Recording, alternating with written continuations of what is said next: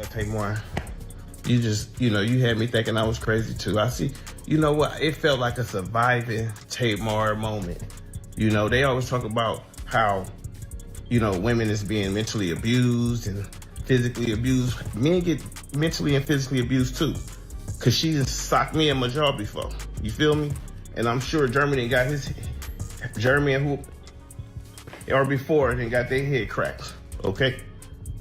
And them gas station pills, yeah, you gotta do something to stay afloat, huh? It seems Ashley, the Braxton family's niece, just opened the doors to a long sealed vault of pain. Now the sisters' ex-husbands are stepping in saying, "Let me tell you what really happened behind the scenes." And this is your average family drama. This is decades of bottled up emotions spilling out all at once, and everyone can feel the weight of it. According to these exes, the Braxton sisters have been carrying deep generational hurt for far too long, and nobody's holding back anymore. Even Tony's ex-husband, Carrie Lewis, is speaking up, explaining how Tony relied heavily on her sisters to elevate her career, a decision that sparked tensions between Tamar and Tawanda in ways fans never fully understood. Let's be honest, every family has issues, but the Braxtons operate on a completely different level. And from what those close to them are saying, everything traces back to the early dynamics between Evelyn and Michael Braxton. Now, before anyone says anything, please let it be known and let it be clear that as I am in this journey and in this process, and as I'm healing and trying to understand all of this stuff, that it feels really good to have a family member behind me. Okay? This is where many of the Braxton family's long-standing patterns began to surface. When Ashley bravely shared her experience involving one of her aunt's husbands crossing personal boundaries, the response she received, from both the past and the present, was devastating. She was still a teenager, yet instead of comfort and protection, she felt blamed, dismissed, and forced to carry her pain alone. Ashley revealed that she felt so isolated and unloved that she eventually packed her bags and moved to another country just to rebuild her life from the ground up. And when she later opened up about her story on TikTok, the family's silence spoke volumes. No public acknowledgement, no private messages, nothing. According to Ashley, out of all her aunties, Tamar was the only one who reached out with genuine care. Tamar didn't just like her post. She made the effort to reconnect, explaining that she had previously pulled away because she needed time to heal from her own heavy experiences and personal battles. Well, first of all, I was very disappointed in finding out via social media because our family is closer than that. And to have someone else regurgitate that story to us. Well, I can only speak for me. But for someone else to tell me the story of something that happened to my own family is very disheartening. But what about the rest of the aunties and the family as a whole? What's their reason for staying silent, acting as if nothing ever happened? You expect Grandma Evelyn to be shocked and heartbroken for her own granddaughter, yet still there's not a word, not a call, not a message, no effort at all to check in. That silence makes the entire situation feel even colder. Ashley also revealed that her father, Michael Jr., sent her a cease and desist letter, essentially warning that she could face legal action if she continued sharing her story publicly. That kind of response cuts deep because the one person who should protect you, support you, and stand by you in your darkest moments ended up shutting her out instead. What makes it even more heartbreaking is how the family seems more focused on silencing her than understanding her or welcoming her back. It gives off the energy of don't talk about it instead of let's heal this. And that kind of dismissal hurts. My sister Tracy is the one who said to me, "Don't you know when you make it, you can help us come on?" So I always try to abide that. But the responsibility of it is so heavy for me. I feel I can never live my life, and I never used to say it. I never used to say anything to anybody. Ashley isn't the only one who's carried painful experiences. When Tamar opened up about what she endured as a child, her sisters responded in a way that felt like an emotional blow. They said what Tamar described was her truth, but not necessarily the truth, leaving her exposed and unsupported at the moment she needed her family the most. And let's be honest, that her truth line was just a softer way of saying they didn't really believe her till make matters worse.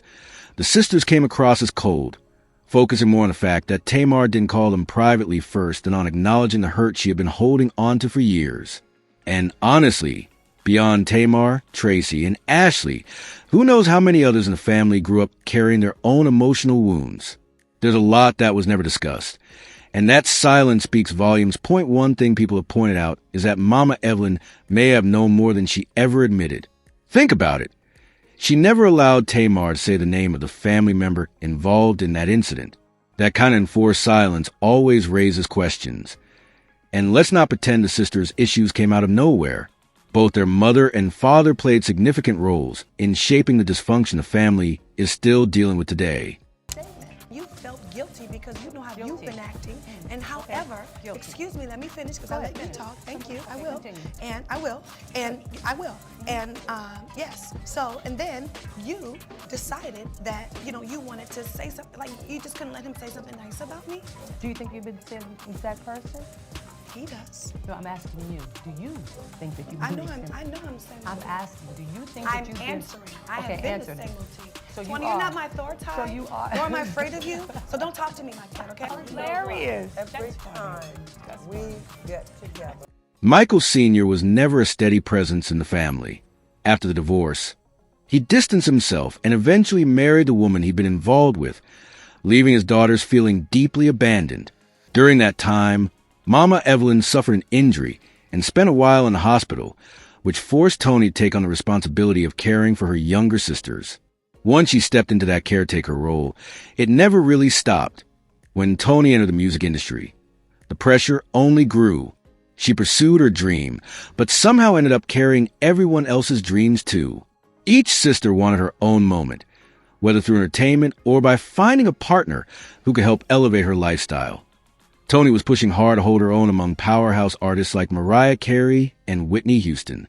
No one questions Tony's talent, but stacked against names of that magnitude, the industry didn't see her in that top 1 or 2 spot. So, behind the scenes, Tony leaned on Tamar for vocal support, something the public never knew about. Many believe that extra layer from Tamar is what gave Tony that fuller, richer sound. Tawanda worked as her assistant, and Trina jumped in with background vocals whenever needed, turning Tony's career into a full family operation. But eventually, Tamar wanted her own spotlight. That's when the cracks within the family became impossible to ignore. The group Tamar, Tawanda, and Trina tried forming never got off the ground because they were constantly clashing. Too many egos, too many arguments, and not enough unity to keep the group together. Andre's a writer. He basically sits home and writes books, his own books. And he takes care of the kids, which is great. Except for one thing, he's not out selling any of his books, which means I have to take care of the household because he is not bringing any money in. I don't like some of the things you do, True. Basically, I feel like I married my mother. And I didn't like my mother. I loved her to death, but I didn't like her. Then Tamar got with Vince, and everything shifted almost overnight. Vince secured a reality show for the family, and Tawanda truly believed this would be the opportunity that kept their name alive and elevated all of them together. But unexpectedly, Tamar became the breakout star. Her personality, her humor, her voice. Everything about her made her the center of the entire show. From there, Tamar built a solo music career, landed spin-off series, and even secured a seat on a daytime talk show. She went on to appear on multiple reality shows, and according to Tawanda's ex-husband, Andre, that's when the real resentment and competition between the sisters started growing in a way that never fully settled. Andre claims that Tawanda and Trina spent years blaming Tamar for why their group never succeeded, holding on to resentment because their own careers never found stable footing afterward. In their eyes, Tamar took the momentum and kept rising while they stayed stuck. That Tawanda's situation was especially difficult. She was married to Andre, who wasn't working, wasn't building career, and barely helped beyond occasional parenting duties. Tawanda had to carry the entire household on her shoulders for years, doing whatever she could to keep the lights on and food on the table. I mean, they have love, and look at them. I'm just saying. I'm just saying. You're just saying what? I'm just saying they have love, and look at them. It's always something, for God's sake. What do you mean, look? Every man cheats except for President Obama, because if he cheated, then everybody would have known about it before he was president. That's right. Things became so overwhelming for DeWanda that she eventually ended up facing legal issues involving forgery and receiving stolen goods. Not long after, she ran into more trouble when her landlord accused her of unpaid rent and property damage. It felt like setback after setback, and she couldn't catch a break. Tracy faced her own challenges too, especially financially. At one point, a landlord even went online claiming that Tracy and her husband, Kevin Sr., weren't paying rent and were acting as if they owned the property, adding even more embarrassment to the family's public image. According to Andre, Tony and Tamar did step in occasionally to help their sisters, but support didn't always feel warm or comforting. Tony had her diva moments, and Tamar's moods could switch quickly, so the help often came with tension. And because Tony and Tamar were the most successful in the family, anytime Tawanda, Tracy, or Trina needed assistance, they started to feel more like employees and sisters.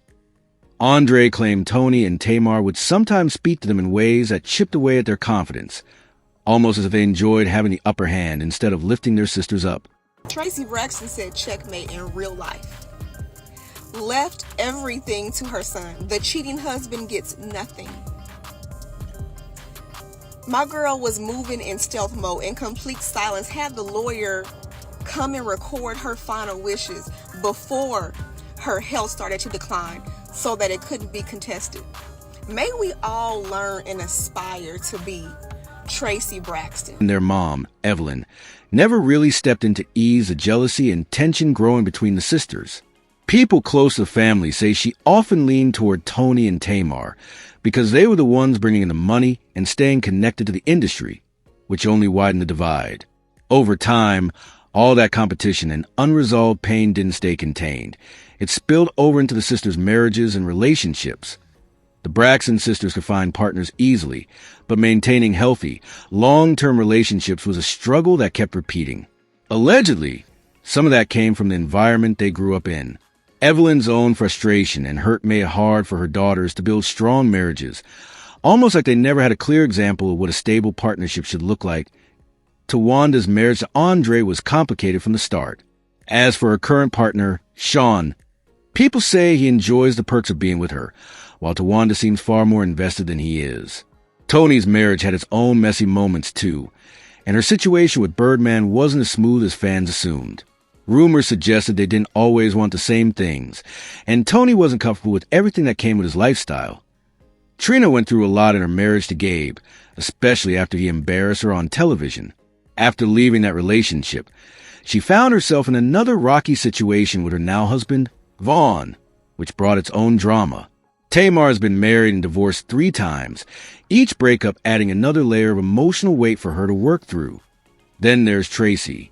She forgave Kevin for his past mistakes, including allegedly fathering a child outside their marriage. But forgiveness didn't erase the hurt. When she passed, she left everything to her son, and Kevin Sr. is still holding on to bitterness about it. People continue to whisper about the Braxton family's secrets and the chaos that's been brewing for years.